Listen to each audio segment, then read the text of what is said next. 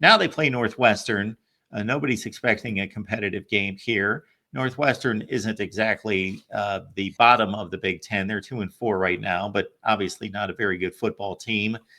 And but Ohio State fans need only go back a couple years to the wind tunnel game in which there was a similar point spread and a difference between the two teams, but Ohio State found themselves in a 4-quarter game. So you got to take everybody seriously. Absolutely. And I imagine we will hear again from Ryan Day this week when we talk to him about Northwestern being a good team. He said Purdue last week was a better team than their record. Maybe he was right. I don't know.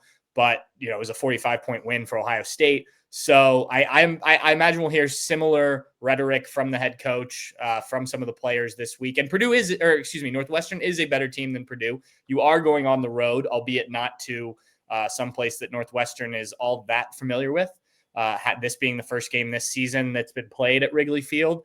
So I think that adds something to it for sure. I imagine there will be talk about this being at Wrigley Field and players playing at a baseball stadium and whatnot. Certainly interesting. Don't think it should matter in the outcome of the game. But I do think Northwestern is a better team. Will give a bit more, though. They did go to overtime with Purdue just a couple weeks ago. But the big thing for me about this game is the Buckeyes can't get caught looking ahead to that game you mentioned off the top against Indiana and 2 weeks from now against Michigan, or 3 weeks from now, I guess I should say, against Michigan. The Buckeyes need to make sure they handle their business in Chicago first, take care of Northwestern. Then you can turn your sights on the two big games at the end of the year. But yeah, you don't want to let down performance. You don't want to give any sort of reason for doubt to start it creeping back in. You need it to be similar, if not better, than what you had on Saturday against the Boilermakers.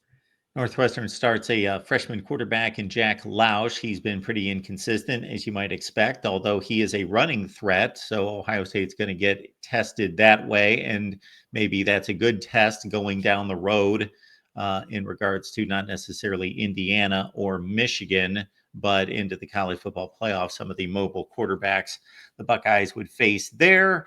And again, Northwestern was good enough to beat Maryland by 27 and get the overtime win against Purdue as well. All right, Pat, appreciate you being here at the Voice of College Football. Oh, so any thoughts about Indiana gets a bye week? Yeah. So Ohio State's got to play. So there is a thought that you keep the rhythm going, but of course, Indiana is going to get to scheme for an extra week and specifically focus on the Buckeyes. They always say, don't give Kirk Cignetti an extra week to prepare for you. Or at least they might if he can put together something impressive against Ohio State. Yeah, I did not realize that Indiana had a bye week. I was driving yesterday and listening to SiriusXM, and they were interviewing one of the Indiana players, and he mentioned getting ready for Ohio State. And I had to pull up the schedule when I got out of the car and was like, oh, he's not looking ahead. They don't have another game until Ohio State. So certainly something I think we'll be talking about going into that game. What kind of things Indiana will have worked on. Obviously, you'll have an extra week to focus on, what Ohio State does, what you can do against that. I do think Ohio State, while the coaches, the coordinators, the players, all that will be focused on Northwestern, I imagine some of the other staff will be hard at work on preparing for Indiana. Maybe you do a little Indiana work this week. I doubt Ryan Day would let his team, you don't want, like I said earlier, you don't want them looking ahead, so you probably don't address it too much. But if you could work some stuff in there, maybe don't say it's for Indiana during practice. But like we said earlier, with the way this game's shaping up, unless something crazy happens, Ohio State should be able to go out and be pretty vanilla against Northwestern and win. So if you could work on some things that maybe you don't use this week, but are in the back of your mind, in the back of the playbook for Indiana, you can. But yeah, I think it is certainly a quirk in the schedule, but everybody has the same amount of bye weeks. It just depends on where they fall. It's crazy to imagine that during the 4-team college football playoff era that every 10-2 team would have made the playoffs in a 12-team, and Indiana has already reached that 10-win total Yeah. And they've got Purdue the final week. They're going to be an overwhelming favorite to win that game. So even if they lose to the Buckeyes, they're 11-1. You got to think they're assured of a playoff spot. Yeah, I would think so. And having watched them more these last couple weeks, kind of preparing for this game, and this looks every bit of a legitimate playoff team. And I think that's going to be kind of the driving narrative going into the game against Ohio State is like, this isn't just your normal Indiana football team. Even the team that came in 2020 and, played Ohio State tough.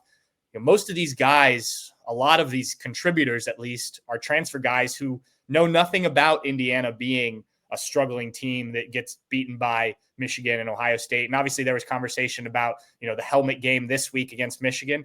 I do think, and I haven't gone back and watched the game a second time. I had it on while I was finishing some work on Saturday and watched the second half closer. But I think there were some things in there, if you're Ohio State, that you're like, okay, like Michigan was able to do some stuff that maybe doesn't give you more confidence. I think you're confident going into that game anyway, but at least showed, if Indiana had gone out and beaten Michigan at the Big House 42-7, I think that raises your attention, your antennas a little bit more. The fact that Michigan was able to make that a game and be really competitive in it, despite the struggles that Michigan has this year, I think it gives at least Buckeye fans, I don't know about what the coaches and the players will feel, but gives more confidence that Ohio State should be able to handle that a game at home. If this game were in Bloomington, I think it would be even more interesting. And I still think I'd probably pick Ohio State to win. I'd expect Ohio State to win. I think they're the more talented team. But as I said, like there's no memory for a lot of these guys on what Indiana's supposed to do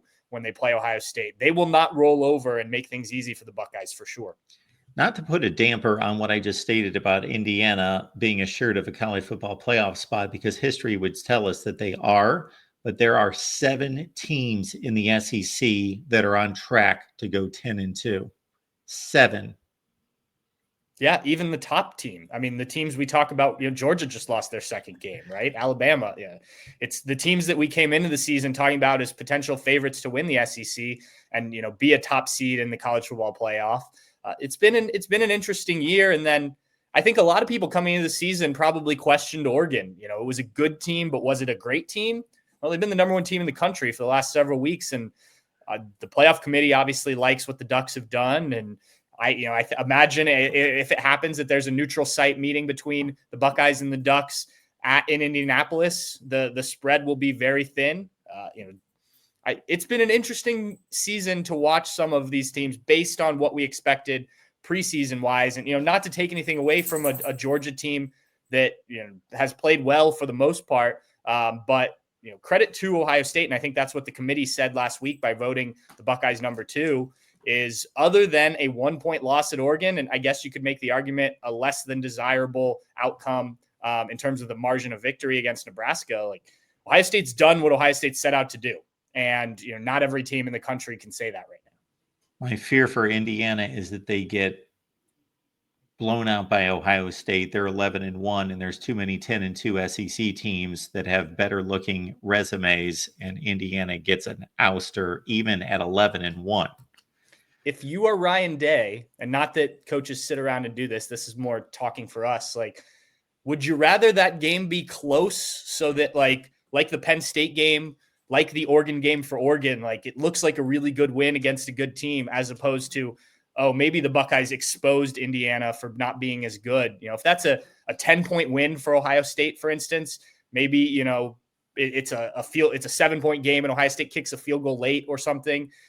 Yes, you win the game, you get credit for all that, but Indiana also gets credit for going to the horseshoe, which then is also credit to Ohio State for keeping Indiana higher in the rankings.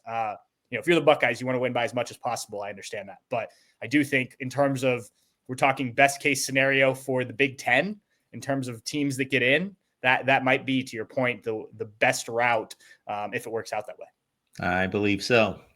Pat, appreciate you stopping by. And of course, everybody check out Pat's work at bucknuts.com. Awesome. Thanks, Mark.